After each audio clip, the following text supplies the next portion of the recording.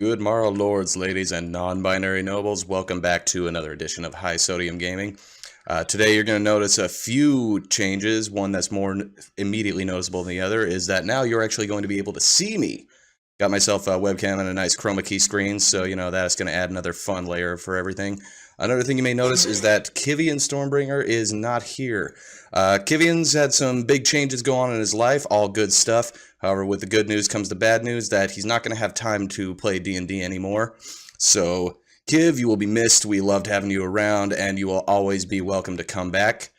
But with that, let's go ahead and meet the rest of the party. First up is the mysterious human monk, Sin. Good morrow, Sin. Good morrow. And next we have our rogue, Reed Thorngage. Good morrow, Reed. What made you think it was a good idea for people to see your face? I mean, I'm handsome and beautiful, so that's a good idea. I've actually never seen you. I'm just making fun. All right, next is the Justice Avatar, Ulfgar Frostbrew. Good morrow, Ulfgar. Good morrow, and justice for all. Indeed. And finally is our druid, Valeria Field. Good morrow, Valeria. Good morrow. Alright, so last we left our heroes was a couple weeks ago, so to catch you up, they had finished the trial of Ilmar Thunderstroke, and they were abducted by a band of thieves who said they were working for some drows. However, our party don't take no shit, so they proceeded to beat the shit out of the little gnome, and got themselves freed because he had just rather not deal with this kind of crap than deal with the people who were threatening him to kidnap the party. So, they're on their way out of the thieves' hideout now, and presumably going to go and investigate this band of cultists. The thief Bilvin has given them the location of the thieves' hideout within the Underdark. So far, all we know about them is they're in the Underdark, they're a bunch of drow, and they're pissed off that our party has been interfering in the plans the Black Spider was participating in. So you guys, if you want to go ahead and make your way out of the friggin' thing, we can start role-playing from there. So, when you exit from the thieves' lair, avoiding the Chul on your way out, which was Bilvin's pet, you see that you've actually ended up in sort of a back alley within the city of Summervale. The entrance was actually quite well hidden beneath some loose cobblestones. So, from there you can go ahead, we'll drop you over to the Manticore's Tail, the inn, which is where you've been staying at. And from here you can kind of gather your things and yourself before you head out to your next adventure. While you're in here, however, the Tavern Keep approaches Kiv and tells him that ever since Kiv has been staying here and regaling all of the patrons with the stories of your adventures, people have been buying twice as much ale as normally. So he is offering Kiv a full-time position to be the official orator of the Manticore's Tale, which Kiv graciously accepts. However, Kiv lets you know that just because he's working here now does not mean you can never, that he'll never see you again. You know, who knows? Maybe one day your paths will cross again. He'll need to go and venture with you to get some more tales to tell here. Beyond that... And he also stares accusingly at the innkeeper and be like, yo, do you just realize we got kidnapped? The innkeeper says, nope, had no idea. I was probably asleep while you guys were kidnapped. The innkeeper is known to fall asleep at his post quite a bit.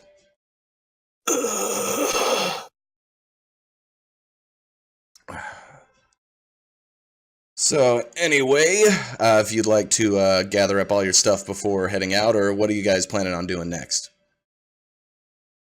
I'll gather and load up the cart. Alright, very well. Valeria, you got like 3 tokens on the screen here. She's multiplying. Alright, yeah, I see you got 3 tokens here. Go ahead and we'll delete 2 of them, see if, you can't see your tokens? Let me see, hang on a second, let me see if, I have it set as controlled by Valeria, let me see if I can...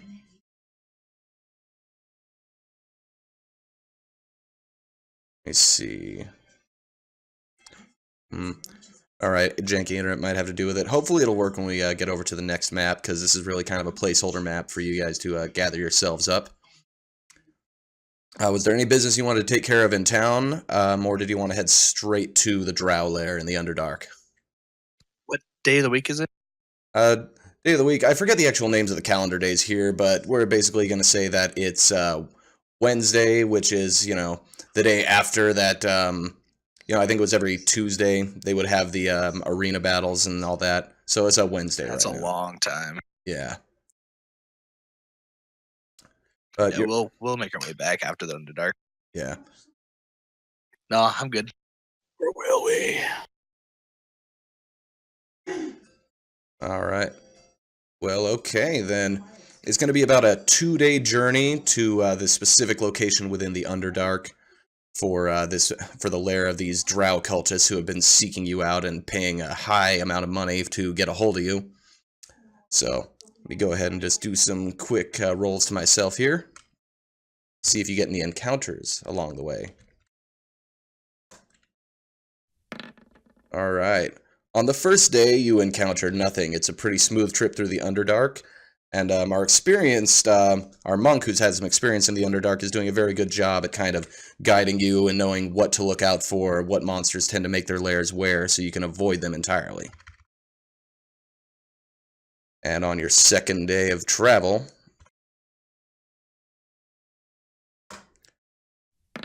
you also encounter no creatures. You manage to keep your footing and keep a smooth head, so you find the entrance to the Drow lair. It's sort of hidden away in this cavern, but when you step inside, you can see that it appears to be some sort of front entrance room here. It's got a table on it, presumably, maybe just to set everybody's crap down on. And there appears to be a wooden door that could possibly lead to a corridor of some kind. Valeria, can you see your token now?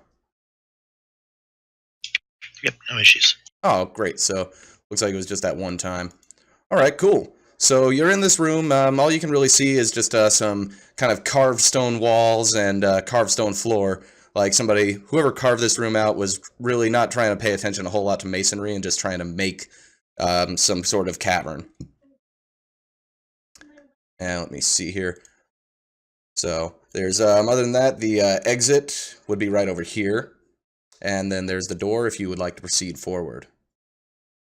Reed does his stealth things that maybe I'll actually get to roll for today. Yeah? Well, let's And go ahead peeks and roll. through.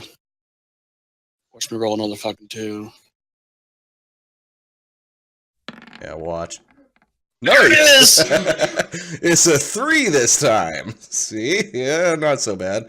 Okay, when you peek through the door, all you can see is that there's somewhat winding corridor that leads to another wooden door.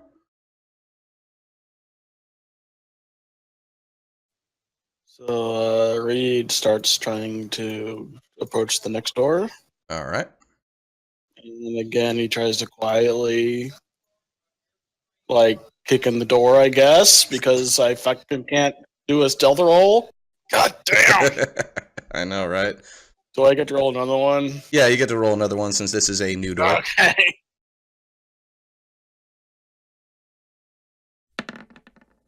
There we go. There you go. Yeah, wow. Much better. All right, so we go ahead and reveal the area to you. What you can see is a large room with looks like a table in the middle, probably a table where whoever has been staying here might like to play dice with or receive guests or something, and also a bench in the upper corner. But other than that, this room appears to be entirely empty. Reed makes his way back and informs the people that he's yet to encounter anybody. Okay. Very Seems good. kind of weird that this area is so empty. I would like to try to detect some traps. All right. Go ahead and Want me to roll? do an investigation check. Are you going to check on the door for traps, or?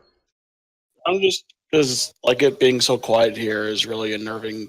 So he's making his way in, just inspecting the floor. So he's looking at floor wall traps. All right, go ahead and do an investigation check if you're going to look for It's traps. yes, now that the door is open, let me check it for traps. Intimidation check. You intimidate the shit out of the floor. The floor is very scared of you. Goddamn. All right. Upon investigation, you find that there's nothing really out of the ordinary in this room. I'm going to go ahead and cast Aid on everyone else in the party. That'll increase your guys' current and max hit points by 5, and your hit point max stays increased for the next 8 hours. Oh, nice. Oh shit. That's going to be useful. Perhaps. So one bump up. That's it. I've got plenty for myself, but that way all of you are a little beefier. All right. So let me go ahead and get one of my things pulled up here.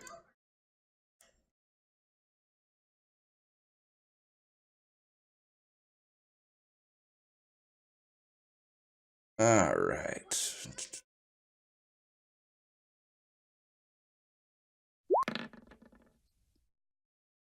Okay. Upon entering the room, I need everyone to make, let me see here, make a perception check.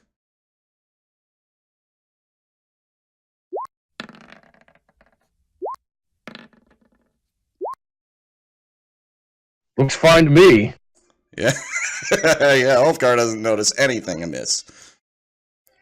All right, let me see here. So, when you enter the room, Reed and Valyria, you hear the sudden large flapping sound, and you notice that excuse me, you see that a large cloaker swoops down from the ceiling and is preparing to attack you.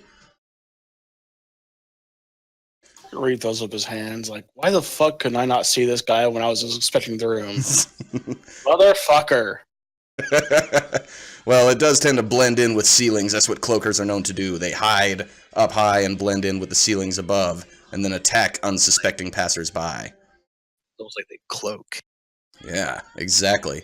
So everybody roll initiative. Reed and Valyria will not be surprised. However, Ulfgar and Sin are going to be surprised for this round. Wow. And apparently the only one who's, holy shit. Ulfgar, you and the cloaker are at about the same level when it comes to, reacting quickly. It's like, hey, there's a new source of food coming in here. I guess I'm just going to lollygag my ass down to the floor. Hey, food! Take my time, though. All right, well, let's go ahead and get some battle music going. There we go. All right, so first up is going to be Sin. Sin, what would you like to do to this vile fiend? Surprised. Oh, Sin is surprised, you're right. And let me see, Reed is not surprised. So Reed, what are you going to do to this vile creature? Am I technically obscured by Sin right now? Yeah, you're technically kind of in the back of the crowd, so you're kind of, since everyone else is bigger than you, yeah, it would be hard to see you, but the cloaker is flying from above, so it still could kind of see your head. Okay, so am I technically obscured or not? At this point, I'm going to say no, since the cloaker is up above you. Okay, then I'll just take my normal crossbow shot. Not crossbow, short bow shot. The bow of light! Alright. Oh yeah, that's alright, you got the cool bow now. Let me see here. Alright, looks like you are able to send the bow of light sailing into the cloaker's wing. It pierces through, and let me see, that is including your radiant damage, and see here. And it also sends a 20-foot radius of light out from the arrow. So That's if you use a charge, right? yeah, did you use a charge for it? I did not. Okay, let me see here. 1d6 damage. Okay, so yeah, then that would be just the regular 9 piercing damage to it. The cloaker gets pierced in the wing and still seems to be flapping about alright, though.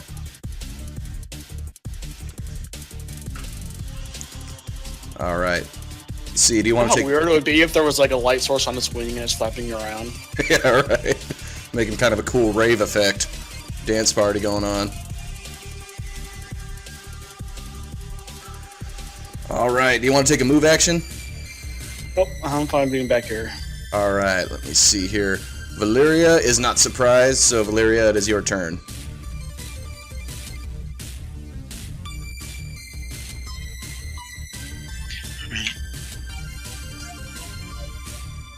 I like to cast Produce Flame on it. Alright. Let me see, 21 to hit and 9 fire damage. Let me see here. So your flames do end up engulfing part of the cloaker here, It screeches out in pain as one of his wings is on fire. However, after flapping it about a little bit, it is no longer on fire. So let me see here. Alright, there we go. Updated his hit points. Do you want to make a move action? Yeah, I'm gonna shift a little bit. Alright. Alright, next the Cloaker is going to take its vengeance upon you. It sees a meaty-looking dwarf and decides to fly over to it and take a bite out of this little beefy guy right here. Let me see here. Yeah, he can totally reach you. Alright, yeah, so he decides he's going to go over here and try and take a bite out of this meaty-looking dwarf guy. So, Can you take a Ulfgar. bite out of crime instead? What's that? Can you take a bite out of crime instead? I don't know. He's going to take a bite out of justice. Quite the opposite, really. Let's see here. Ulfgar, wow, he bites at you, but of course you don't nimbly jump out of the way, but you got some hard armor. It couldn't crunch through you with his teeth. You are rolling into yourself, by the way. Oh, shit. My bad. But we believe you. We believe you. Yeah. Don't worry. I any- always roll myself with the DM, so don't worry about it. All Makes it right. more mysterious that way. All right, let me see here. And it is also going to lash out at Valyria with his mighty tail. Which it totally cannot lash out at Valyria with his mighty tail. Valyria ducks out of the way when the tail is flying and it sails right over her head. Ulfgar, we're not even going to talk about Ulfgar right now. Friggin' 0. He's also surprised, like me. Yeah, so... Alright, that brings us back to the top of the order now. So, Sin, you can attack. This is the regular combat round. I'm just gonna give him the old 1, 2, 3. Alright.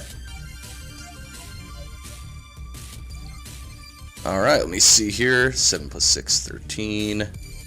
Plus 11, 24. Plus another 11. 35 damage. Wow, you just are punching and kicking the crap out of this guy. You punch him a couple times in his abdomen while he's flying above you, and manage to get another kick to his head for a total of 35 damage. Which, it looks like he's reeling from that. You've made a couple of good cuts on him, then he's bleeding all over the place. Looks like he's pretty exhausted from that flurry of, well, not technically a flurry of blows, but it was kind of a flurry of vicious blows. Do you want to make... And then I'm just gonna kind of stand right here. Alright. Alright, Reed, it is now your turn. Alright, I'm just gonna do that good old shoot, shoot, shoot. Alright, shooty shooty. Alright, your bow of light, you managed to get a shot off and just barely kind of grazed the skin of the cloaker on top of one of its wings as it's flapping. It was almost kind of like a lucky shot. You damn near missed that one, but it flapped back up just in time for you to hit it. Ah, sneak attack, that's right. Don't forget to do your sneak attack damage on there, so I think that would be another d6, wouldn't it? 2d6. 2d6, alright. Go ahead and add your 2 sneak attack damage on there.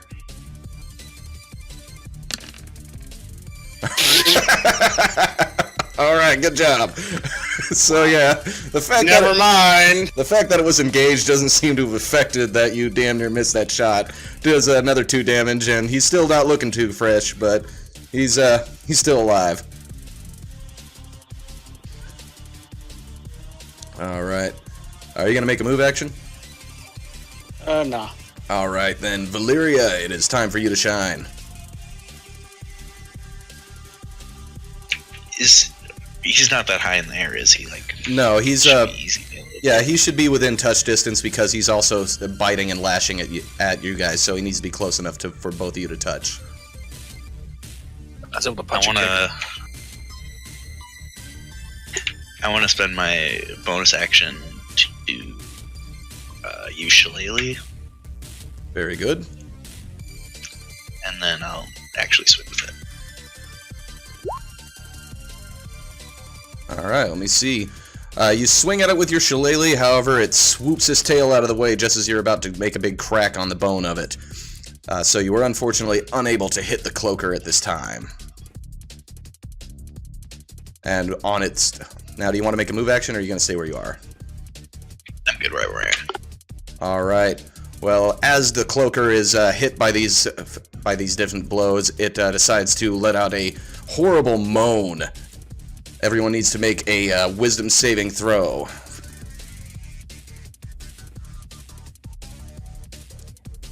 Unless, of course, you're an aberration, then you don't have to. Wow. 4 wisdom. And I get a 5. Yeah, critical failure on that. Still waiting on Ulfgar. Yep, sorry. Let's see here. Wisdom saving throw, right? Yeah, wisdom. Natural 1 for the win. All right. Apparently I just rolled a wisdom instead of a wisdom check. A wisdom saving throw.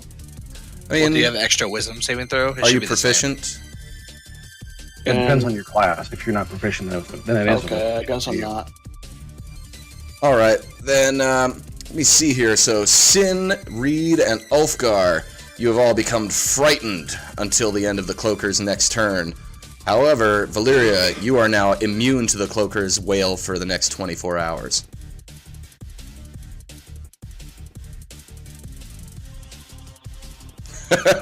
I wish you could, Valyria, but unfortunately you can't just make someone else kind of, brave in your eyes. So, now, all of you are frightened except for Valyria, so, Ulfgar, you're sitting there cowering in fear. Let me see here. I think on frightened, you have to attempt to run away from the creature. Let's see. Oh no, I'm gonna run out of the building. Frightened creature has a disadvantage on ability check rolls while the source of his fear is in sight, and the creature can't willingly move closer to the source of its fear. So you can still attack it, but you're going to have disadvantage on your ability checks and attack rolls until, basically until you kill it, and you can't willingly move closer to it. So you're still within attack range, but yeah, the only movement you could make is away from it. So Ulfgar, you can still attack, you just have disadvantage. Oh my god, friends, there's a giant monster in front of us. Did anyone see that? Oh my god, you're right! Oh no! I'm terrified. I must destroy it. Let's see here. Actually... Wait, hold on. That was not right. I have to roll a second one. I forgot to roll a disadvantage. Take the worst of the two. I was like, huh. Alright. Let me see here. Well, actually, against those odds, you do manage to hit it. So we'll go ahead and use the first roll since that was the worst one. You do manage to get a good chop into it. You take your axe and swing it into its abdomen as it flies closer to take a bite out of you and moan in your face. And you got a good-sized bleed going on from it there. And do you want to make a move action? I just got an image of the cloaker like eating Crave and like moaning as he's taking a big old bite of a mac and cheese or whatever. Nice. Alright, Sin, it is now your turn. Starting to get like war flashbacks and stuff. Friggin' helicopters and dramatic music playing. Pretty much. And I'm gonna attempt to attack at him. Alright, well, one of your swings misses wide, however. The two other punches you make at it do manage to hit it effectively. And they are enough. You manage to punch the cloaker right in its dumb head, despite your fear of it. And it falls to the ground in a big mess of leathery wings. Congratulations, you have defeated the cloaker.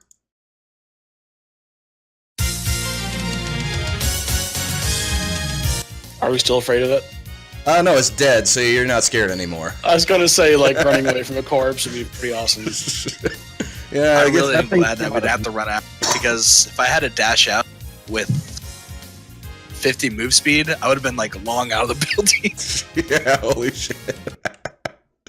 No, the cloaker is indeed dead. And for that, go ahead and give yourselves 2,000 experience for defeating the mighty cloaker. Wow. So let me see. I don't know if that's going to bring y'all up yet. I know this kind of 5 to 6 is a pretty big jump. I have 1031. 10, 30, 10, yeah. Let me see here. Just pulled up like What 6 else? character sheets. Yeah, 1031. So you're getting close. Soon. TM. Those cesti of yours are quite impressive, Sim. They seem to be doing work. Wow.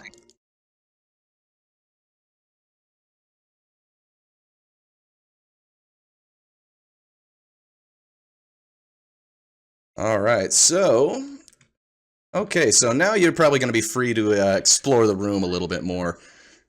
Now that this hideous monster has been vanquished.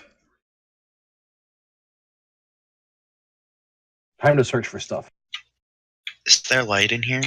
There is light. There are torch sconces on the walls, and they are currently lit.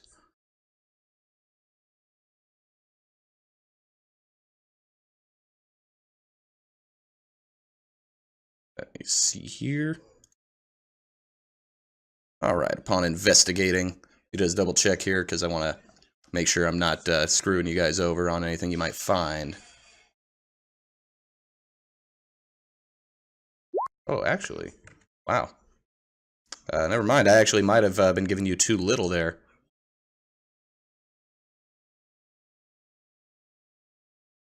Alright, so upon defeating the cloaker, you look around, and on the table in the middle, this has definitely been a table where there have been dicing going on. Guys been playing dice and wagering some winnings, because on the table you find that there's about 1,500 copper, or no, 1,500 copper pieces and 50 electrum pieces that have been left there as the winnings.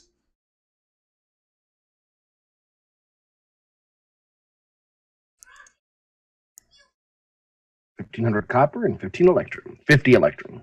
Yes.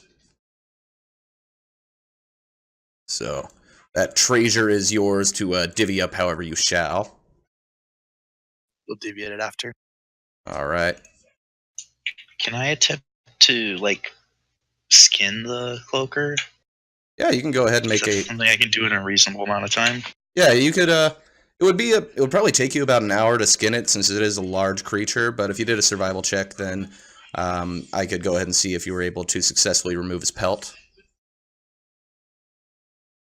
If it's going to take an hour, I kind of glance at the other party members. Is that it would take me about an hour to try and harvest something from this creature, but I might be able to do it. Yeah, I mean, we could take a short rest. That's fine. Alright, go ahead and make a survival check really quick. Alright, so within the hour you are able to successfully remove the cloaker's pelt. You can go ahead, you'll be able to fold it up and kind of fit it into a pack or something to take it with you until then. It's a pretty large creature, so it'll weigh about 10 pounds, this specific skin, but once you get to town, then you could sell it to a tanner or do whatever you're going to do with it to process it properly.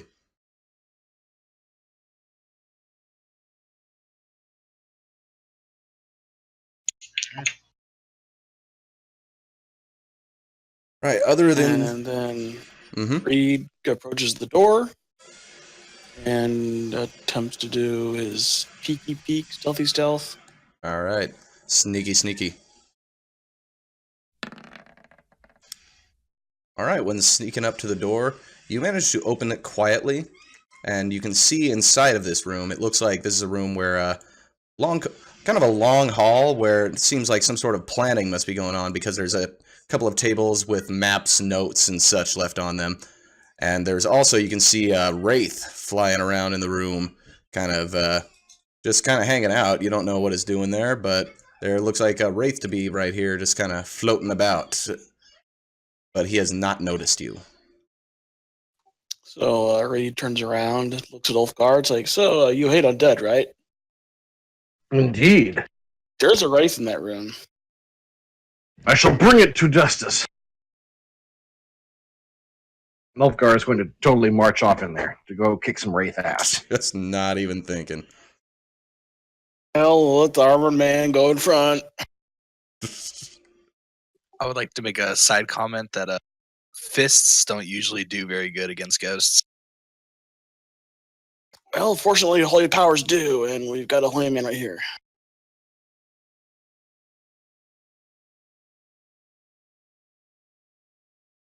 So take a break. Sounds good. Meanwhile, Ulfgar is going to go in there and dispense holy justice. Oh, As yes. soon as I switch back to my wheeler. I want to follow in behind him.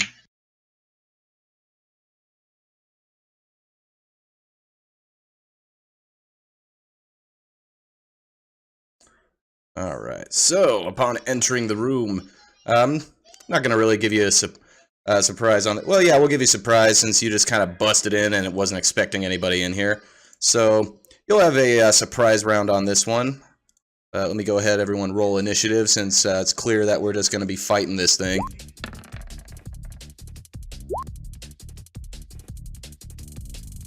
My reaction time has improved significantly.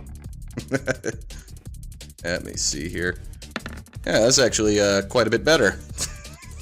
I mean, considering 0, was your first result. So, yes, let me see here. All right, so the first turn is going to go to Valeria. I want to cast Daylight right on the center of the room. All right.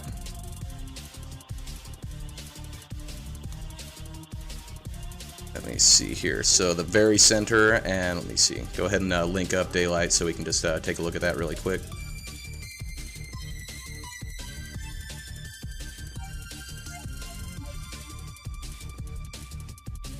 It's like a 60-foot radius, so... Alright, so yeah, that's pretty much going to light up the whole room. Let me see here. You're doing it in the center? Yeah, that's going to light up the whole room. So, let me see here. Yep. See, so you said you're going to do that like right in the center, basically where the Wraith is standing? Pretty much. Alright, so bright light is up. Let me see here. And that is Daylight, right? That's the name of the spell? Yes. Very wise. Let me see here. So you can go ahead and, yeah, you've gone ahead and cast the spell, and the Wraith seems to almost hiss as this bright light encompasses it. And reels back a little bit at the bright light. It doesn't seem to like that light. So do you want to take a move action, or are you going to stay where you are? I'll shift into the room a little bit.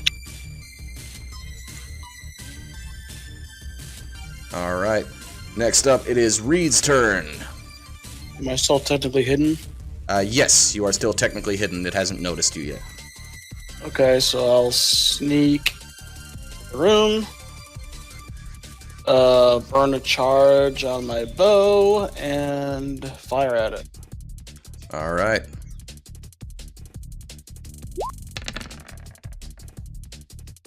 Alright, wow! Nice. Critical hit right there. And let me see, in addition to, whoa! Your sneak attack as well. Wow, that's let me see, now was that extra d6 you rolled for your radiant damage? So Yes, I roll roll it that out. one too. Oh, okay. Yeah, because I know you did 7 You have plus to 3 for reroll the all of crit. those dice. Alright, so let me see, 10, 13 plus 11, so 24 damage. Yeah, you send an arrow that is gleaming with light flying into the Wraith, and takes a pretty good beat down from it. Looks like the Wraith is already substantially weakened from that hit. It kind of cries out this unearthly wail as it's pierced by your radiant arrow. And let me see, next on the order is the Wraith, who is surprised. So it is now Sin's turn. Alright, well, even though Sid knows better, he's gonna try and go and hit him. I told you to take a break! I just don't take break. Alright, let me see here.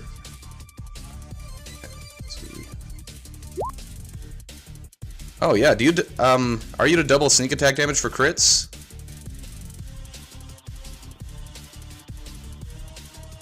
Oh yeah, I forgot about that. Yeah, that's a good I'm not point. sure. Yeah, when you get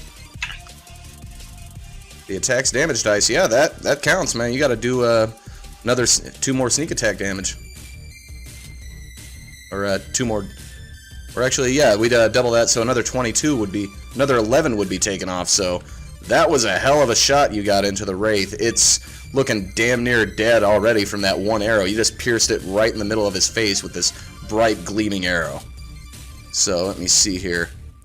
Sin, with your hits, you managed to hit all 3 times. Let me see, 11 plus, so 23 plus another 9. So 9 plus 23 is 22.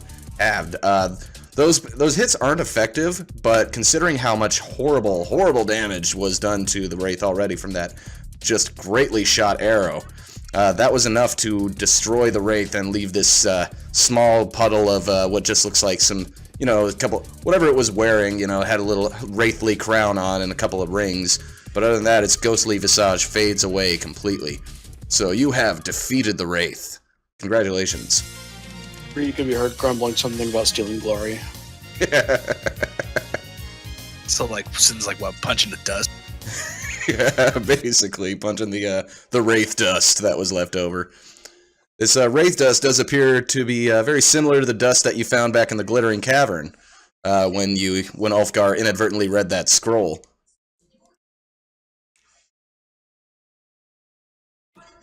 So let me see here.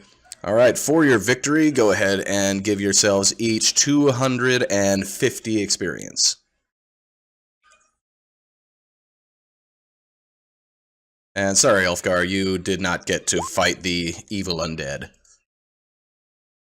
Yes, That's Ulfgar, okay. we know you're a folk hero. Full hero. Yeah, I'm trying. It's annoying to click on this thing. If you misclick, you're gonna send it into the chat. Just want you guys to know that I'm a folk hero.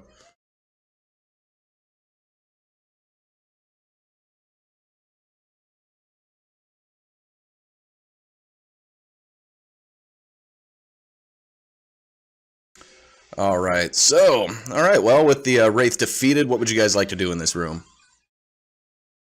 I guess we'll check out the crown, right? Yeah, go ahead and check out the crown. Is that investigation? Whoa, Ulfgar suddenly knows everything there is to know about everything. Alright, let me see here. On the crown, you can tell it's made out of some gold that's clearly been tarnished over the years that the Wraith has been hanging on to it. But you estimate that it's worth probably about 12 gold pieces, even with all the dents and tarnish on it. And Ulfgar and Sin, are you just investigating the crown, or are you investigating the room? Room in general for me. Alright. Alright, well, upon your investigation, you do see that there's a pressure plate right here that, if stepped upon, would release some sort of trap. It looks like there would be some darts that came out from this side of the room. You see little holes in the walls. So, that you do find that. And damn it, I was really hoping y'all would just step on that. I'm kind of upset, because I had a really good sound effect for it. Ka-chink, thunk, thunk, thunk, thunk, thunk, thunk. Nah, actually it was this. I'm going to play it anyway, because I had it in the chamber and I was so ready. You triggered my trap card! Oh my god. You just ruined my immersion, sir. Sorry. So Reed just tries to like look at the plants and stuff, see if there is anything interesting on it. You don't notice anything too interesting on the plans. They seem to be mostly just kind of the ramblings of a madman, you know, talking about the return of the Dark One and all this stuff, but you can't really make heads or tails of it. It looks like a lunatic must have written this. I'm going to point out the floor pressure plate to our roguely type. Oh, you want me to disable that? Yes, please. I saw that a mile away. Nothing escapes my notice. You're such a good guy, Ulfgar.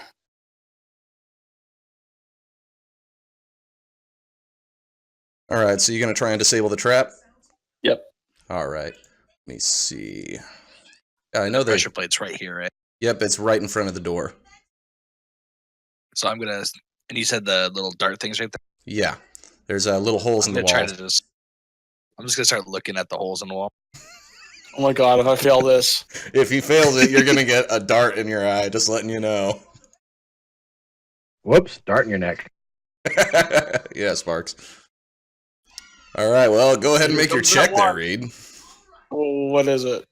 Let me see, because I know they got rid of Disable Device in 5th edition, didn't they? No, I'm looking at it. Like, oh. Thieves' tools? Sleight of hand, I would say. Yeah, I think maybe Yeah, sleight of Thief hand. still gives me a boost, right? Yeah, that should give you, I don't know if that gives you, let me double check. I don't know if that gives you just a +1 or if it's an advantage on it. Let's see, Thieves' Tools. Let me see here. Proficiency with these tools, it lets you add your proficiency bonus to ability checks made to disarm traps or open locks. So yeah, that would lets you add your proficiency bonus onto it. So yeah, having that, you would basically think you already are proficient, so you get your +6, and then you'd add another 3 to it.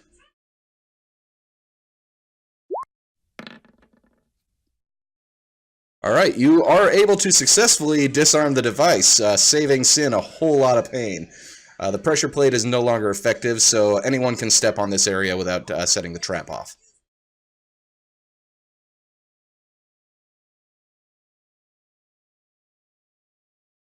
Reed mutters something about who would trap their own like command and control room. It doesn't make sense. A madman, perhaps? So can we Guess see so. the darts inside the holes at all?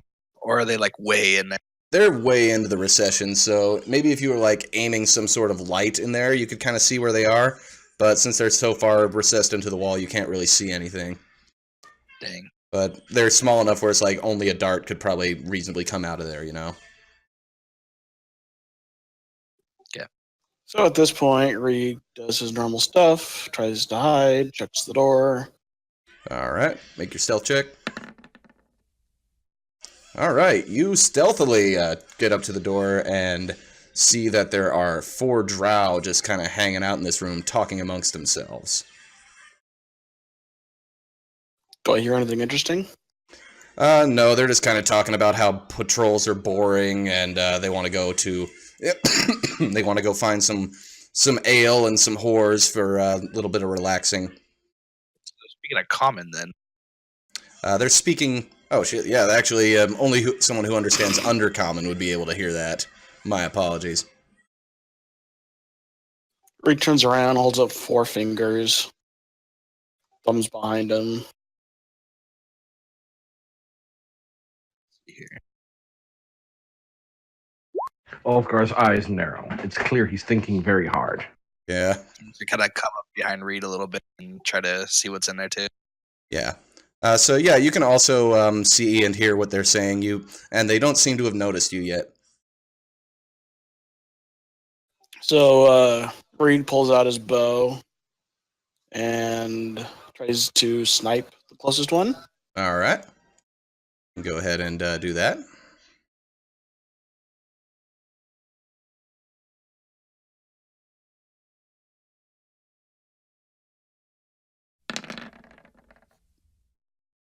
God damn. Let's see here.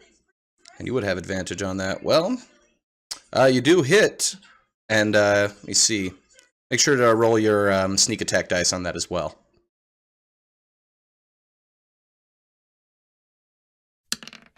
Usually wait for you to declare a hit or not, but okay. Yeah. Let me see here. Oh, yeah, that's a good point. I shouldn't have declared it. Yeah, so you draw your bow and shoot it at him. However, it sails kind of wide from him, and he turns around and yells like, you know, what the hell is going on? Yells something in Undercommon, which Siddons understands to mean intruders. So, everybody roll initiative.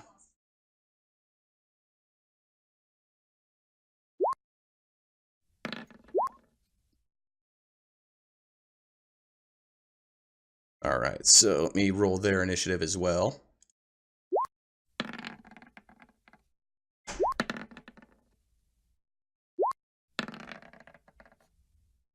Okay, let me see here. Ulfgar, you are disappointing me. As usual. Can you, like, possibly get something maybe over a 5 one of these days? Jesus. Fucking 0. Nope. Yeah. I've never seen dice roleplay so well. Alright, well, since there's no surprise round, let's go ahead and get right down to it. The first drow is standing at the doorway. And let me see here. Just set him up real quick like. All right. So the first Drow draws a hand crossbow from his belt and aims it right at Reed's face. Let me see here. Damn it. Okay, 17. So he does manage to hit Reed's with it, not necessarily in the face. However, you do need to make a Constitution saving throw.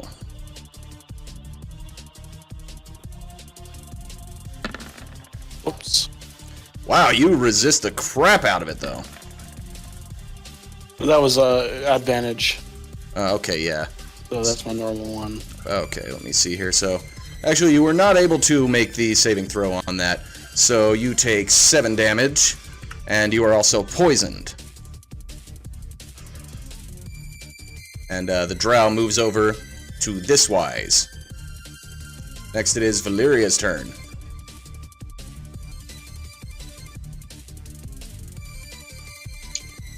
I'm going to cast Produce Flames on the one closest, like, that I have sight on. Okay. So that would be... since you're over here, let me see where you'd have line of sight. That one, I think. Yeah, I think... yeah, since he's kind of moved to the door, he's obscured, but you can see this one clear as day. Okay. I'll do that one then. Okay, Produce Flame. Let me see here. See, you throw the fireball at him, however he ducks down and it just hits the wall harmlessly behind him. You are unable to hit him this time.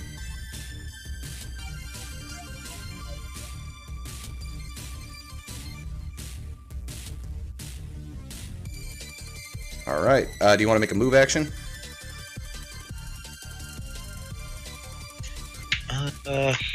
Actually, I think I'll stay here. Alright. Next up is this Drow here, who also draws his hand crossbow and prepares to fire it at Reed.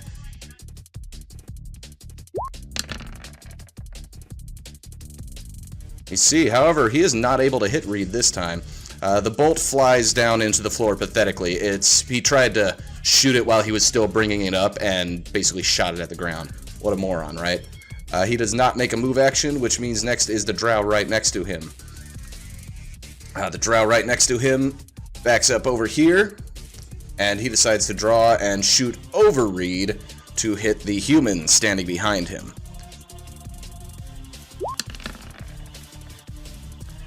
And he is just barely able to pierce him with his crossbow. He deals 5 damage, and go ahead and make a saving throw for Constitution Sin. Oh, saving throw, sorry. Yeah. Doesn't matter. Eesh. Sin, you are also poisoned. I'm also unconscious, right?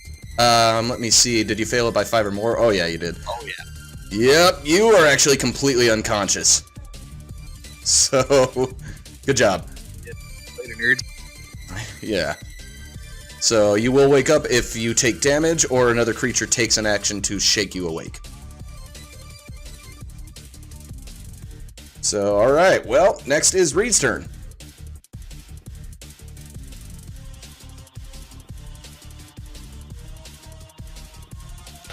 Reed turns around and shakes it awake.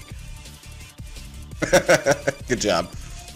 Sin, you are awake, but you are still poisoned, so should have, here, let me give you guys a little green button. So you're still poisoned, which means you'll have disadvantage on attack rolls and ability checks. And was that my move or my attack? That was just your regular action, so you can still make a move action. Or actually, if you want, you could assign it to either one, since it just says an action. Okay. So after he gets done shaking him awake, he turns around and fires at this guy. Alright.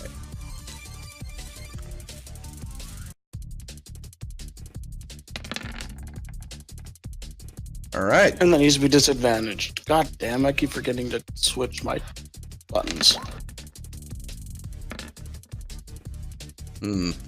Okay, so on disadvantage there, you were unable to hit him this time. You load up your bow and fire it at him, however, it the poison's definitely gotten to you a little bit and you shoot a little high. So, next up, it is Sin's turn. Okay. This guy has a crossbow, right?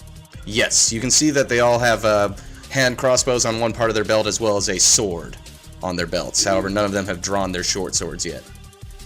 Okay, so I'm gonna run past this first guy. Mm-hmm. And I'm gonna just try to wail in on this middle guy right here. All right.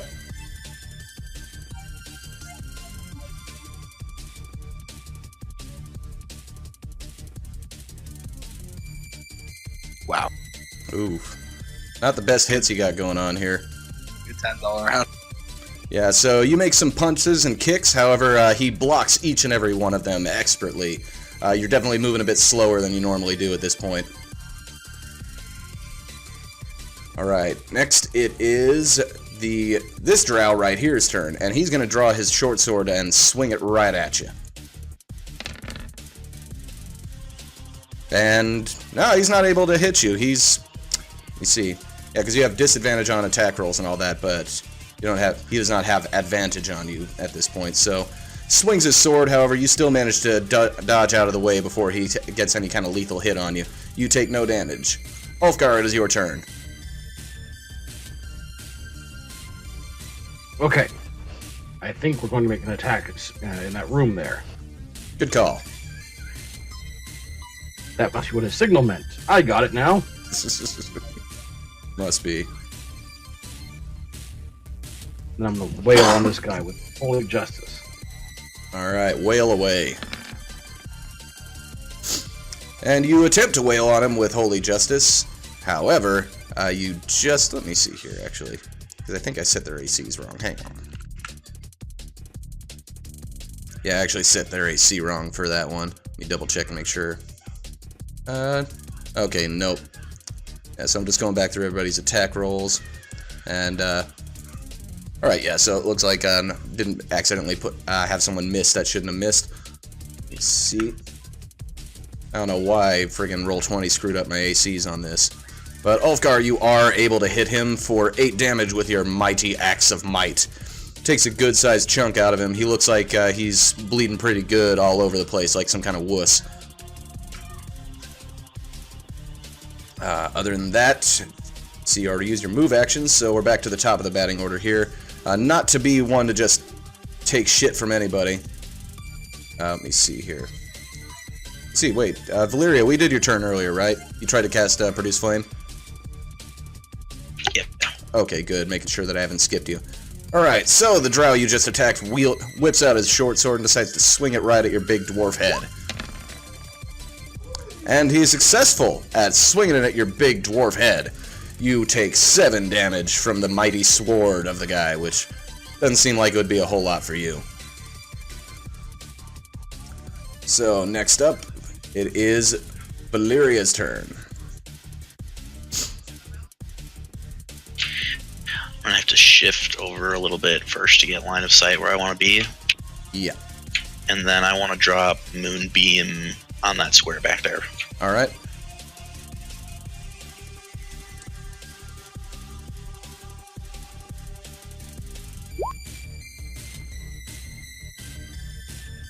Let's see here, Moonbeam.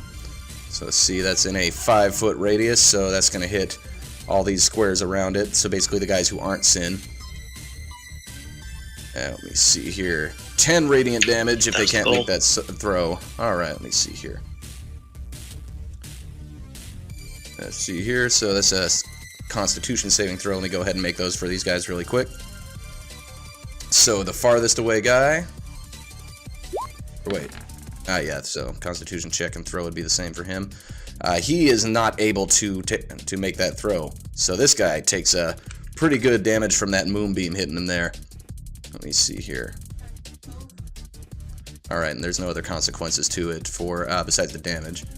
Alright, so the first guy takes that damage from it. The guy who is directly underneath Sin makes his saving throw for Constitution. However, he is successful, so he gets out of the way, but still is pretty hurt from it, so he's not looking too good, but looking better than his chum over there who looks near death. And lastly is the guy kitty corner from Sin, who takes the full effect of it and is also looking pretty worse for wear. So, got two almost dead drow and one that's a little over half dead. And next up is homeboy in the corner here. He is going to enragedly rush toward Ulfgar, provoking an attack of opportunity from Sin along the way. Also, when they start their turn in the Moonbeam, they take another 2d10. Oh, you're right. So, yeah, he's still in the Moonbeam, so he's going to take another 2d10. Let's go ahead and roll that real quick. You know, never mind. He actually incinerates into pieces from the wailing Moonbeam. So he tried to run up, but just ended up dying like an idiot. What a moron. Alright, so next up is this Drow, who's going to take another 2d10 before he can make any kind of action. He takes 4 damage, so he's still alive. He's still going here, but he's not looking good. Not to be outdone, he's going to take out his short sword and swing it at Sin. However, Sin expertly dodges the short sword and receives no damage. Next, it is Reed's turn. Okay, he's going to try to shoot at this guy again. Alright.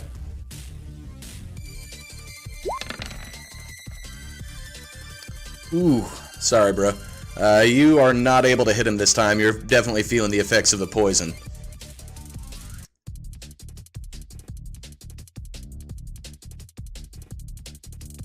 Alright, do you want to do a move action?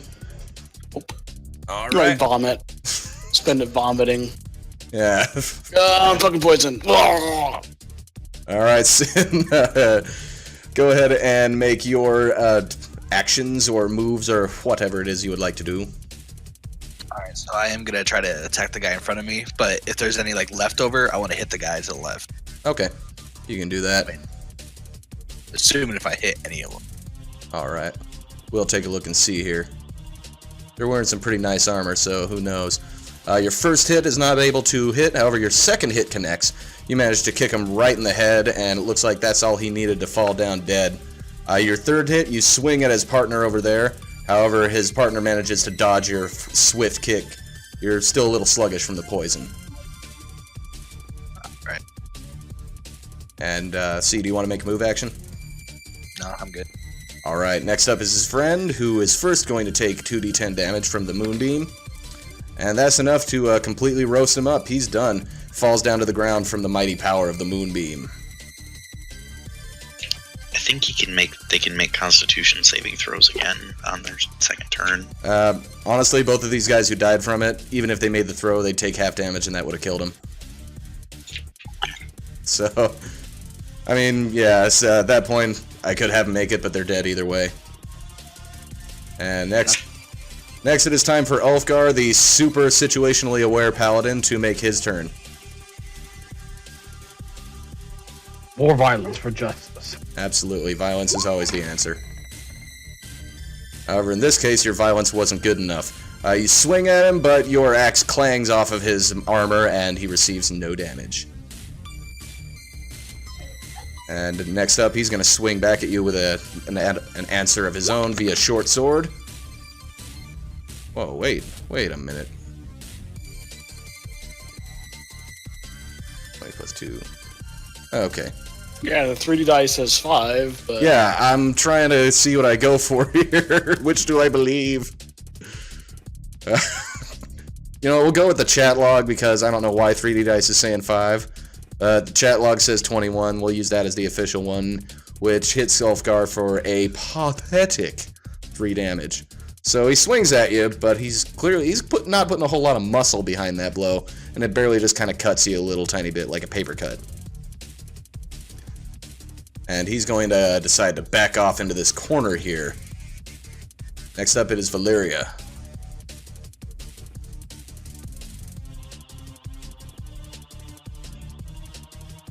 I guess I'll use my bonus action to renew my shillelagh and run up and hit him. Alright, go for it. Shillelagh. You do manage to get your shillelagh in, however, he just barely ducks out of the way when you're swinging it at his head. You were not able to hit him this time. Now it is Reed's turn. Reed crawls forward, leans against the wall, shakily pulls out his bow, fires. Yeah, pretty much. You shoot him. You're getting better, but you still aren't able to hit him this time. Kind of graze off of his armor, and it doesn't do any real damage to him. So, Sin, it is now your turn.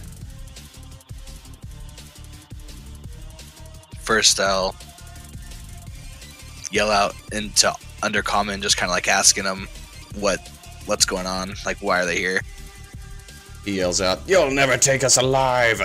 I won't give you anything!" And then go up and punch him. And then right before I hit him, I'll say, "Good thing I don't need you alive." Then. Yeah, holy shit. Well, you've shaken off whatever the poison was doing to you, and you beat him to death, honestly. Like, you probably could have stopped after that first punch, and you just went all Tuco Salamanca on him, and he's done for at this point. Goodbye, Drow guy, who, I mean, granted, yeah, he meant it. You're not taking his ass alive. He's definitely dead now. Good job on defeating the Drow guardsman. Go ahead and celebrate a victory here. Let's see, there were 4 of them for this. Well, Reed vomits on Valeria. Vomit. Alright. Fucking poison, you can do something about this, right? Alright. Is this something we have to do something about, or is the poison wear off? Poison will wear off in an hour. If you want to treat it, then you can go ahead and try and do that faster. I can take care of poison. Yes, you're a paladin. Please, I'm tired of vomiting. Yeah, you would make a medicine Poison check for that. clean with the power of justice. Or you can just use justice, that's a good one too. I'll call down the holy power of the Pentarchs and lay on hands on both of them to clear their poison. Alright, very good. The Pentarchs answer your prayer and channel their energy through you, relieving your friends of their poisoned. Great. This restoration is a level 2 spell, so no thank you if I can help it. Yeah. Alright. I'm useful. Finally, I get to do something. Thanks, Wolfgar, you're my favorite. Alright, Thank so you, good sir. for defeating the mighty drows, or the not-so-mighty drows, but the cunning drows for poisoning the crap out of you, you can each give yourselves 400 experience.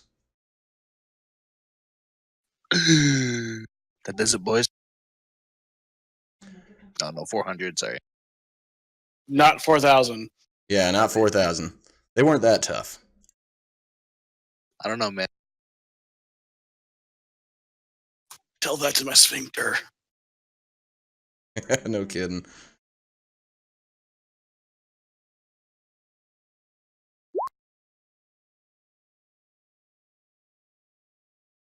Let's see here.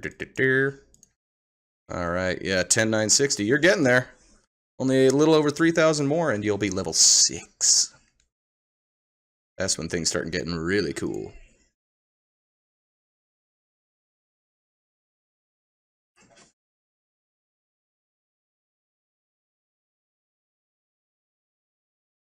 Alright, so what do you guys want to do here in this this seemingly empty room? Search the bodies! Alright, search the bodies indeed. Let me go ahead and see what kind of treasure you get here.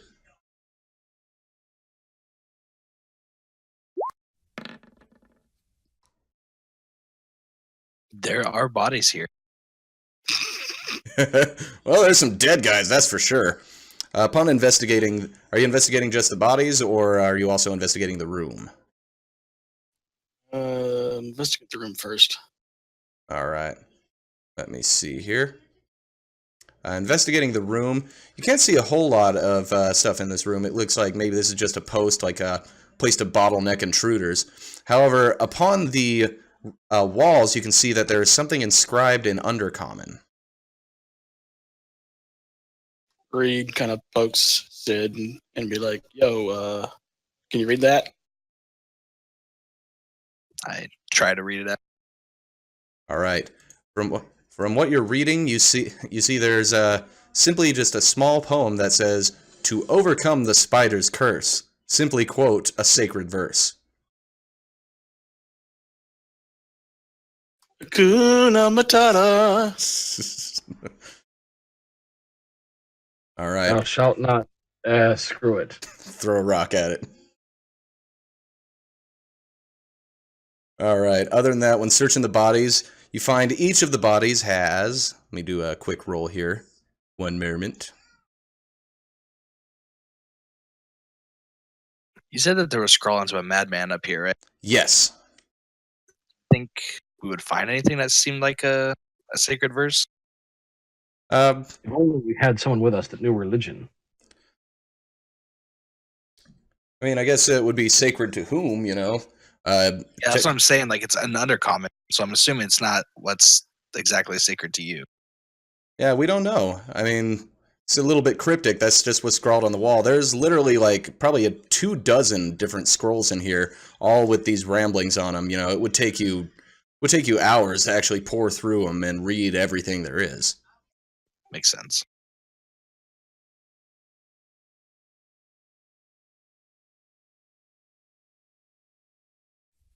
All right, but upon the bodies of each individual guard, let me see what you find here. You find 23 copper pieces on each guard. These guys are broke. So total Three of... kicks one in the head. You're fucking useless. All right, 92 copper pieces.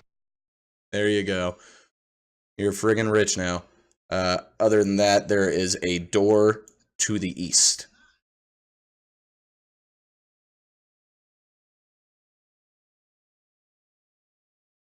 It's like, okay, back to the same old, same old.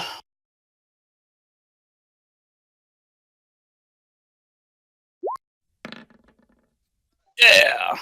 All right, well, you try to stealthily open the door. If there was anything in this corridor, it probably would have noticed you. But it looks like it's another winding corridor snaking up around a little bit to the east. Reed keeps investigating.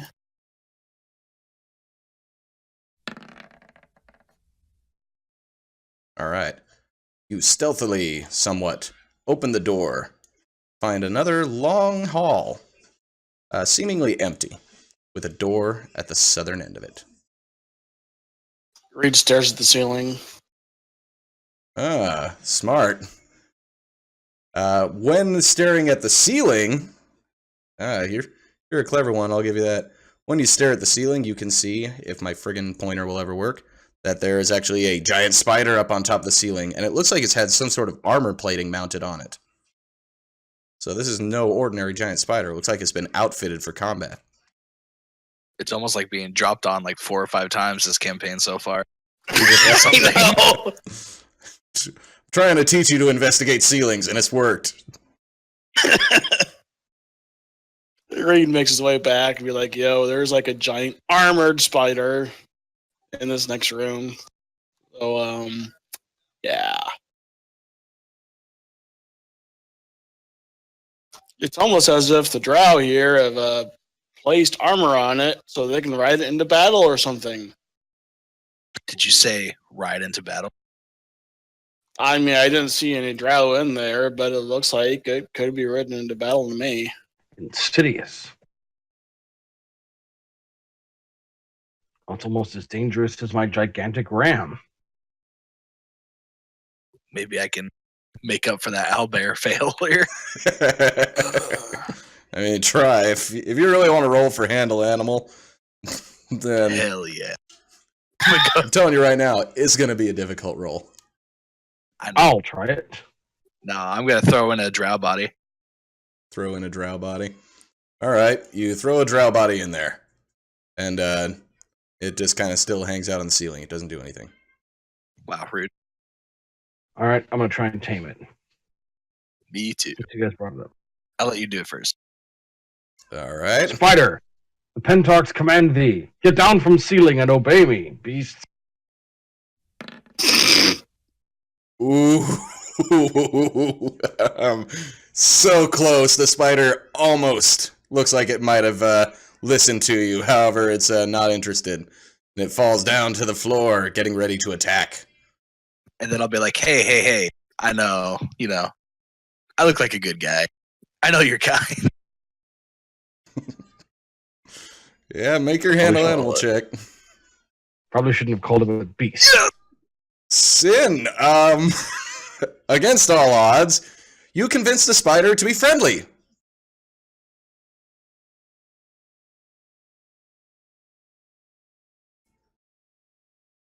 I'm not even mad. That's impressive.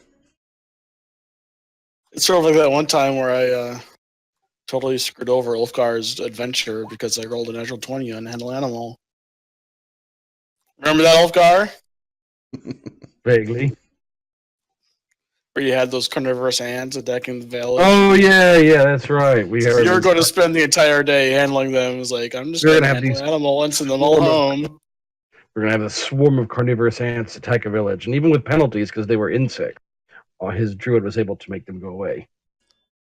Just by One tossing roll. Before Well- combat even started. So, yep, the spider is now friendly, to Sin at least. So, Oh, just at least. Starts attacking everybody else, though. So while I'm sitting here, like, petting it, just like talking with it a little bit, I usher Reed to kind of probably search that southern door. Reed attempts to sneak past. all right. Yeah, I mean, I like my ram better. provided it sees that you aren't hostile toward anyone here, then it's probably not going to attack them since it likes you. It's going to take its cues from you. So I guess didn't have to quote a holy verse. You just had to approach it nicely. I don't know why I made it so big at first. It should only be a fucking large-sized creature. Mortal Kombat friendship. All He right. stealthily checks the door. You stealthily check the door, and you can see that there's a somewhat large room over here with a door going off to the west and a door on the southern end going east. Look at the ceiling. There is nothing on the Check out ceiling. the There is nothing on the And- ceiling. Can we dance on the ceiling? Hey, what a feeling. God damn you. All right, so you checking this door out? Yeah. This door, you peek inside, and you can see what appears to be a supply room. There is a small locker here down on the bottom, as well as a few large barrels kind of lined up on the other side of the room. This appears to be a cellar or storeroom of sorts. Oh, check out the locker. Is it locked? No, it is not locked.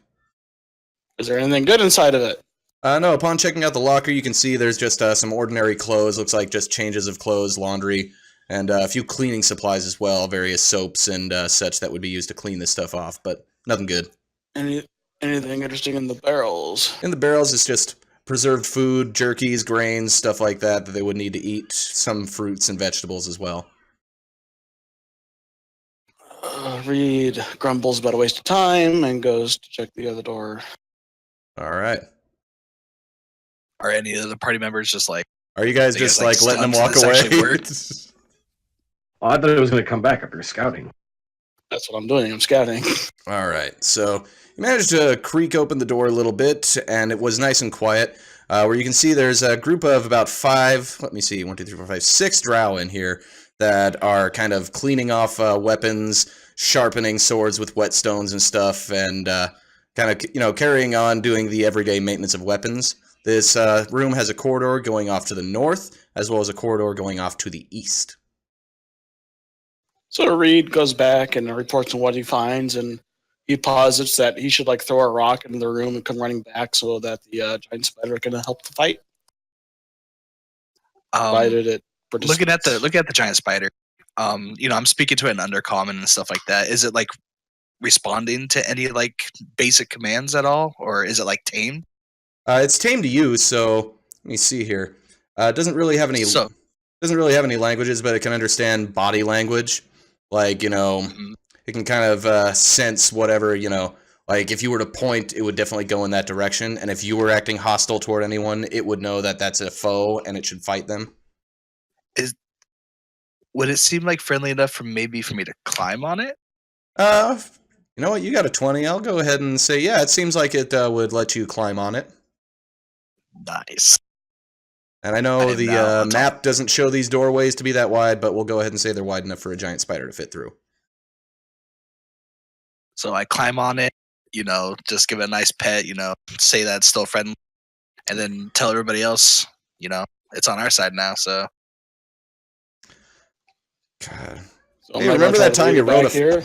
Remember that time you rode a giant spider? Just curious what Only- you're gonna do with this thing when we're done here. Yeah, I want to only who had a bard here to sing about us. Jeez. Mm-hmm. Ah. all right, so there's dudes to the south, you say? Yeah, south and then east. There's 6 of them. I mean, there's only one thing to do, right? Kill them. Yep. So Ulfgar want to take lead? I know I don't want to take lead. If you guys, so I kind of ride the spider to like, kind of like in this area, but not blocking off anything. All right, so like down here. I'm giving the spider a very wide berth. Yeah. It's a spider, I'm so not like liking it the way passes this corridor goes. by like walking on the wall, like sideways. Yeah, I could do that. Could kind of walk sideways along the wall. You smacked your head on the left side of the door frame. Hey man, Hey, got in here somehow. Sorry about that. I was getting Chinese food from Chinese people. Yeah. it's all good. Well, those are the best people to go to for it. All right. So I'll be going in there and causing some chaotic violence in the name of justice. Yeah, you. Hold on, Ulfgar. Of though. course. We should probably do this as surprising as possible. Yeah, they'd definitely be taken aback if suddenly some guy they don't know rode a giant spider in through the door. So I'll let you kick down the door, and and then like you can like get out of the way, and I'll just trample myself in. Do I need to make a strength check to kick down this door? No, the door is unlocked. And I don't want you Kick, hurting kick, yourself again. Alright, so you kick open the door, and all the drow suddenly turn around and are shocked to behold the sight of a mighty giant spider that they thought was friendly to them, has now being ridden in by some sort of human they've never met before. They are all surprised. So everybody go ahead and roll initiative, but you got the drop on them. This will be a surprise round. And let me give the giant spider his turn as well. Wow, Ulfgar, I'm proud of you. Oh my god, a 7! My lightning fast reflexes finally kicked in. Jeez, nothing So will goes the over your spider head. like share? Oh no, okay, you already has its own initiative. That's cool. Yeah. I mean, it's basically gonna... Wherever you ride it is where it's gonna go. So, but if it's something near it, then it'll just kind of... it'll probably be attacking your targets or anything that's nearby. I'll give that it can, like, turn around and face other things as a free action, you know? Sweet. Alright, let me see here. This is so much cooler than an owlbear. Right? Holy shit. What have I done? I need to stop putting large animals in here. You're just gonna fucking ride them all.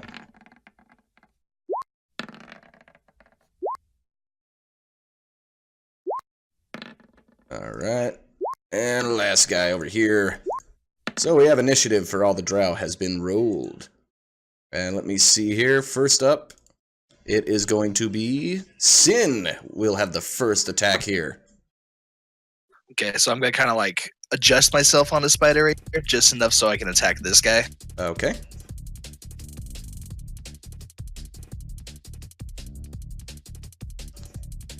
Alright, let me see here. Your first 2 attacks managed to land true on him, and while still standing on the spider, you sweep with a leg and kick him right in his head, knocking him to the ground and apparently breaking his neck as you do it. This first drow is no more.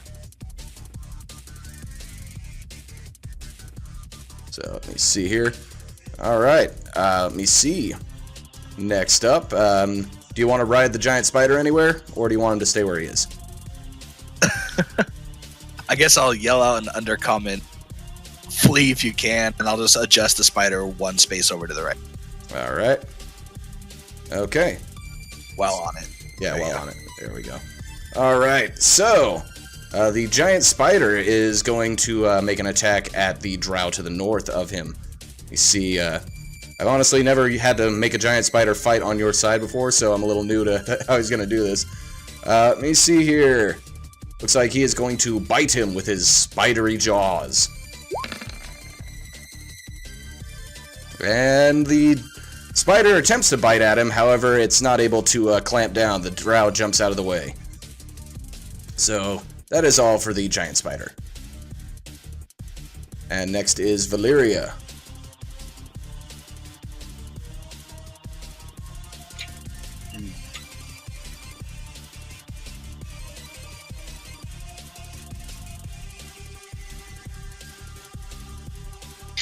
I'm just gonna kind of strafe over behind Reed and then cast Produce Flame on the first guy.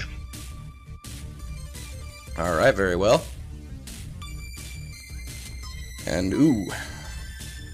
Sorry to say that is not an effective hit. The flame gets produced and thrown over, however it sails over him. Nowhere effective. So next up is the drow who was just attacked. And they have... Oh wait, this is a surprise, never mind. So we're all the way to Ulfgar. Ulfgar, what do you want to do? It's supposed to be me. I rolled an 8. Oh, why isn't your thing show? I don't know. Huh. Let me see here. Wait, so is it me or not?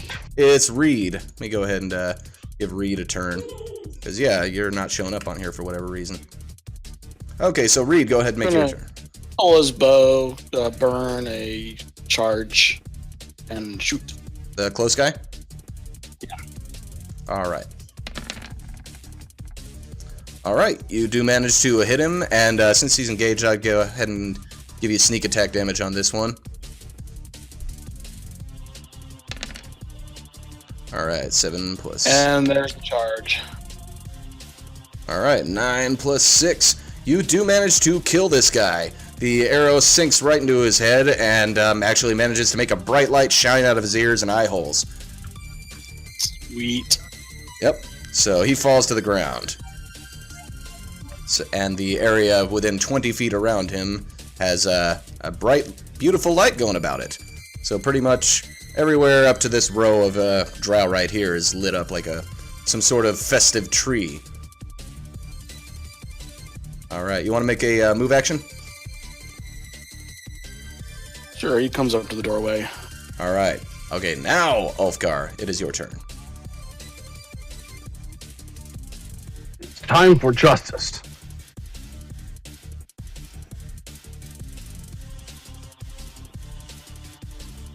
Okay, good, I can make it. Okay, good. He has to stop halfway, like, hold on.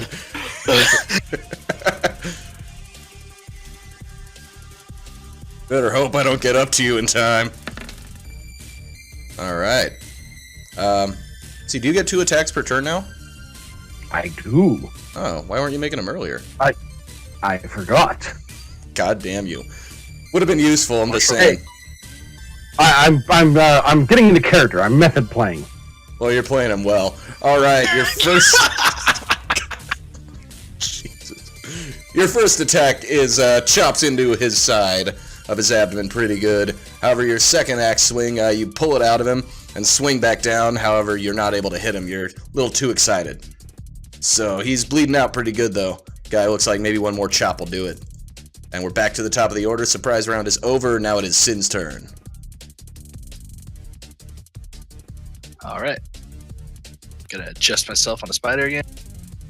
I'm gonna hit this guy. Alright, hit away.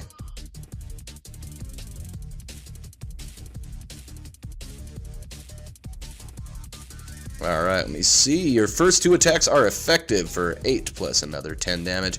Alright, so you do manage to make some good punches and kicks right down to his face. And take him down. He falls to the ground, no longer able to fight. He is surely dead. And I'll adjust the spider 1 over to the right again. Alright. Spoida. Alright, now it is Giant Spider's turn. He's going to see if he can take a bite out of Drow. Now he is taking a bite out of Crime, actually. Fancy that. So he's going to bite at him with his mighty jaws, and he is able to bite him effectively, doing 11 damage. Well, actually, it would be 8 damage, but that's going to be enough to kill him no matter what. The Drow wails out in pain as the spider, just clamps down and bites his head off, and chews it up and swallows it. So there's now a headless Drow laying on the floor. Next, it is Valeria's turn.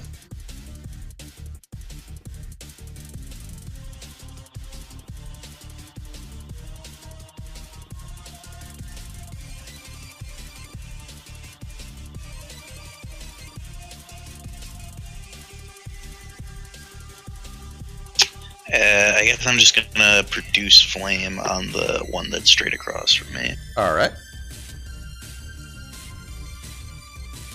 Alright, and your produce flame does work. You set him on fire with a mighty blaze. It looks like he's sustained some pretty severe burns, however he's able to put himself out and barely regain his composure enough to fight. Next, it is... Let me see, that guy's dead. That guy's dead. That guy's dead. Why are you killing all of my enemy combatants? Alright, finally, the Drow that's right next to Sin has a chance to fight back because it's been a slaughter fest up until now. He draws his short sword and attempts to stab it into the spider's belly. No good there. He needs to go back to sword school because that was pathetic. He is not able to... How do you miss a big spider like that? He found a way. So, I don't know, the spider was quite nimble for a spider, I guess. Moved out of the way. So next, it is Reed's turn. Shooty shoot at this guy. Alright. Whoa! I'm not going to bother doing everything. He's dead. Yeah, you shoot him right in the dome with that thing. It goes clean through his head and pierces the wall behind him. So, yeah, he's done. Brains everywhere! Yeah, so the exit wound is pretty glorious. I call this combat move the Gib. Alright, you want to do a move action? Nah. Okay, then next is Ulfgar. Or justice. Or justice, indeed.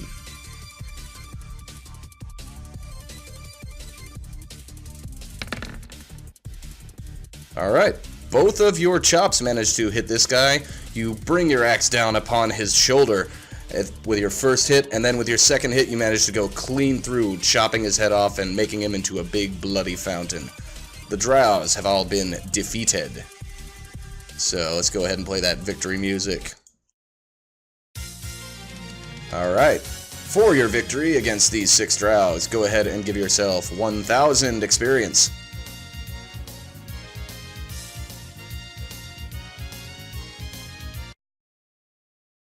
I'm going to take a moment to kneel in prayer to thank the Pentarchs for my allies and friends and lay on my hands to heal myself.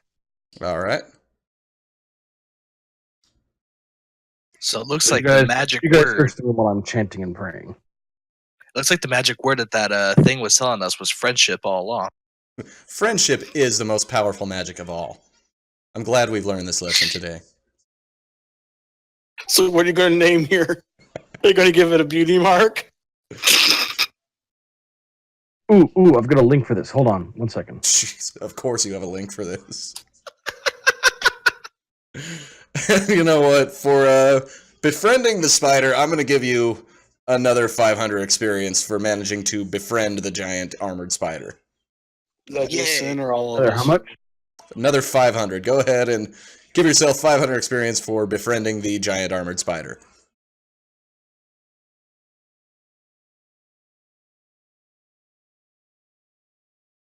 Whoops.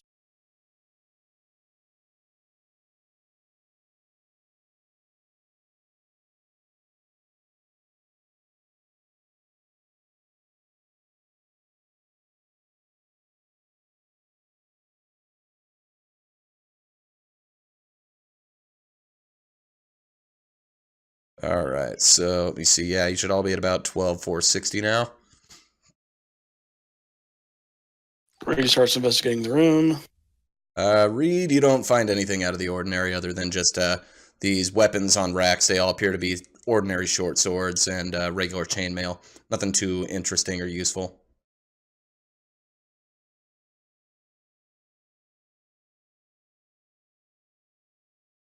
Which is nowhere.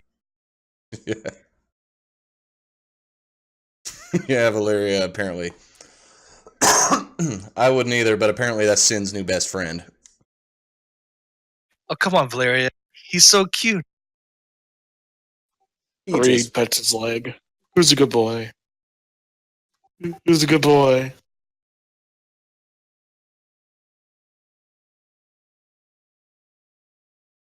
all right. Okay, time to loot the bodies. All right, let me generate some loot for you here. All right, so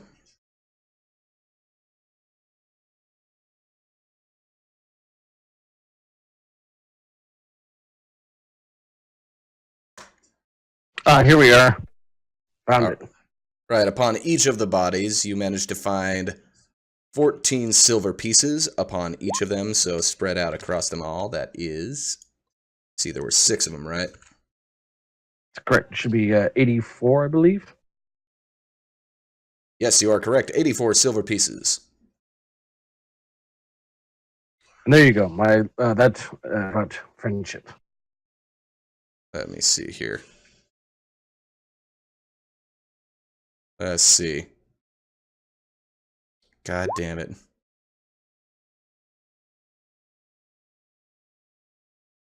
God damn it. Stupid as fuck. Don't mess with friendship, bitches.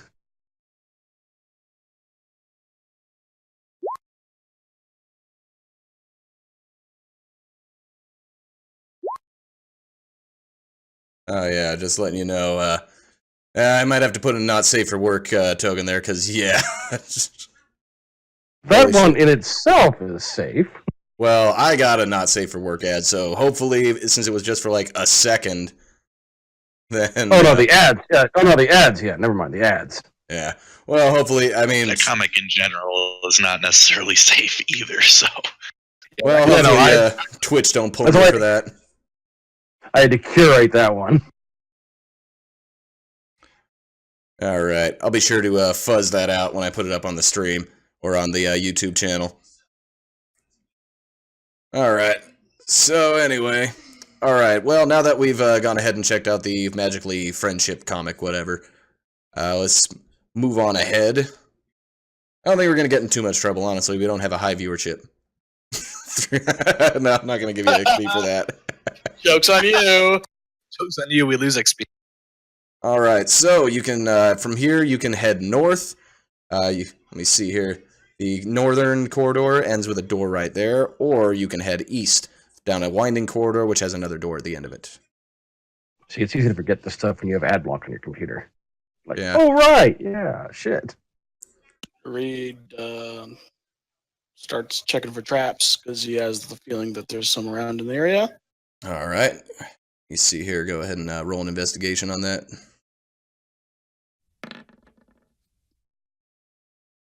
You can find no traps in this room. And then he stealthily checks the door. Alright. Upon opening the door, you see a large, empty corridor leading down it to another hallway with a door at the end of it. There are 2 large stone columns in this corridor which have a whole lot of little chopping marks in them and scorch marks. It looks like people may have been practicing with swords, using these as sort of practice dummies. Check the ceiling. Nothing on the ceiling. I'm going to go ahead and tell you right away if there's something on the ceiling from now on. On the ceiling, huh? And I order the spider to go on a ceiling while holding on. Yeah. I think we're gonna need a strength check for that. Strength check? You Alright. can do a strength check if you want to ride the spider on the ceiling. So you can hold on the ceiling, however, it's going to take concentration on that. So if you want to do literally anything but hold on to the spider, you're going to have to let go. Alright. All right. But Reed comes back and reports that the north there's a training room. Do you want to check the door on the east? And then while I'm upside down. Sounds good. Okay. God damn it. So Spider boy. upon approaching the door to the east, before you open it, you can hear what sounds like a screaming argument between a female opera singer and an auctioneer going off inside the next room. Attempt to stealth and investigate what exactly is going on there. Here comes that one. Oh yeah, two. You open the door, and you see that two creatures, humanoids with bird-like features, large beaks, feathers, and stuff, but they have regular arms and no wings, are sitting there yelling at each other. But then when you open the door, they both look at you, and cacophony of various noises like blacksmith hammers striking anvils, friggin' cows mooing, all sorts of various sounds start erupting from their beaks. What? Followed by the sound of Reed screaming, "Help me!" and running back through the corridor. Yes, I agree. I had to put him in here, just because I love birds with arms in general. Okay, so... Rest of the arm. So, yeah. When you're running back down the corridor, you hear them behind you saying, "Wait, wait, wait, wait!" in a voice that sounds vaguely like some kind of, little kid yelling at another little kid. Do they have no response to giant spider on the ceiling with a human on it upside down? They come in and they start when they come in the room, they do start chattering amongst each other, but then mostly it looks like they're trying to get you to wait and talk to them. Hello? "Good day," says one of them in an old tavern keeper's voice. Good day. He gestures around to the Drow bodies laying around the floor. It is a good day indeed. Who are your friends, friend? I'd like you to meet Robert and Felipe. One of them says, Hi, Robert. one of the first one standing next to Reed says, "No, no!" And he points Oh, at, I'm sorry. Hi, Felipe. he once again says, "No, no!" And he points at himself, and he says, "Meow!" And he points at the other one and says, "Woo woo!" I'm very confused. I'll drop down from the ceiling. They come into the room and start talking to you. They look at you and they point at the dead bodies. "Why? Why?" To bring justice. They're bad, right, guys? Of course, they're plotting to come kidnap us and shit. They Right. attacked us. They kind of look at each other and chatter a little bit back and forth, making sounds of crickets and bugs at one another. And they look back at you and say, "We help. We can help." You're going to help them kidnap us? One of them shakes his head. "No, no." He points at him and his brother and says, "Thief! Stop! Thief!" In the sound of what appears to be a shopkeep who is very upset. Oh, it's all starting to come together now. So you're saying you could be a distraction?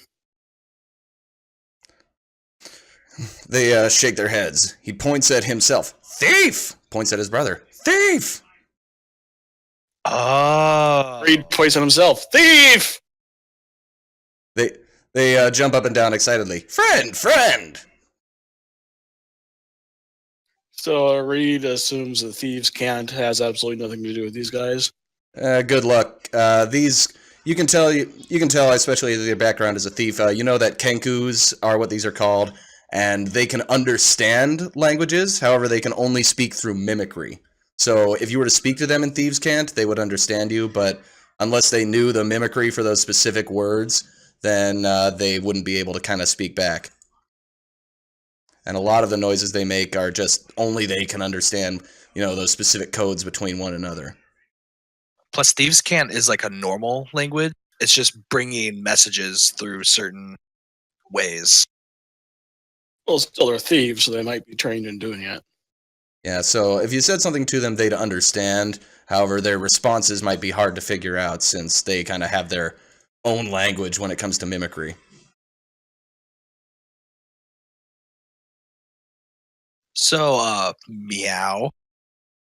Do you know where the big honcho is around here? He looks and chatters with his brother. Boss! North! He points toward the northern end of the cavern and keeps saying the word, "Boss! Boss! Danger!" Will Robinson. I don't think he says Will Robinson. That show hasn't come on yet.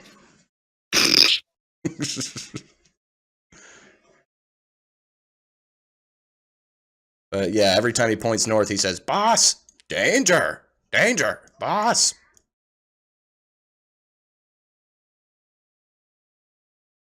How many people does your boss have with him? He shrugs, "Don't know." And his brother says, "We just got here." Then how'd you get past all these Drow? They look at each other, and they put a hush finger up to their beaks and say, "Sneak. Sneaky." It's quite impressive. They nod in agreement. They look a little flattered, crane their heads over at you like, hey, thanks.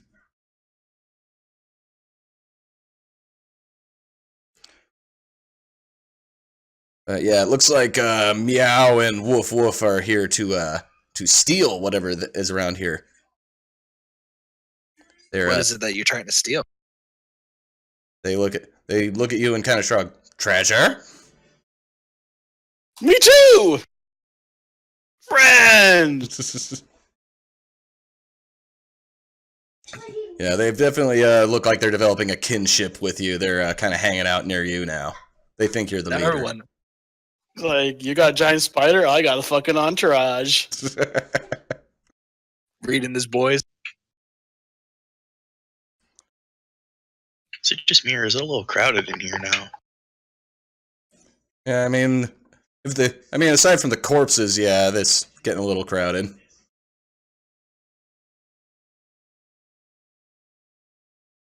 So he looks at his two new friends, Meow and Woof Woof Woof. So how about we go sneak up into that chamber and see what's going on up there? They jump up and down excitedly. Yes, sneak! Treasure! Now you got promise to be with me at all times. If you go running in by yourself, we might not be able to help you. They nod in agreement. Yes, safe!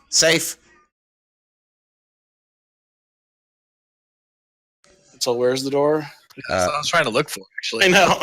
Well, there's the door right here, and going up in that room right there, if you basically, you couldn't see it from where you were, but if you go up, you'll see that this is actually a large room with a few barrels and stuff sitting around in here. It looks like another secondary storeroom that leads into another area, another door up north right here.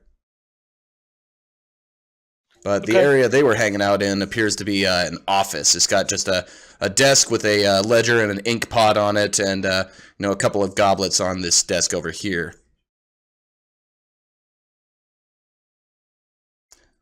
So Reed instructs everyone to wait a little bit farther back so he and his friends can go investigate.